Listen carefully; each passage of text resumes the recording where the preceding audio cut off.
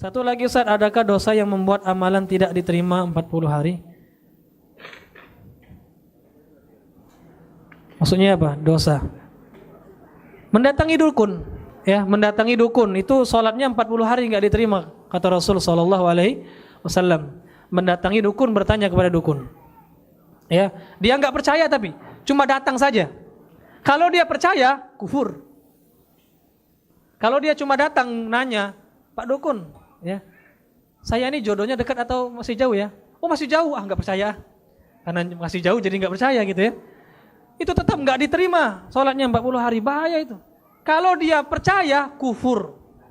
Rasulullah mengatakan, "Man ataka hinan fasaddaqahu faqad kafara bima unzila ala Muhammadin sallallahu alaihi wasallam." Barang siapa mendatangi dukun para tidak normal, ya, kemudian membenarkan ucapannya, maka dia telah kufur terhadap apa yang diturunkan oleh Nabi Muhammad sallallahu alaihi wasallam. Hati-hati.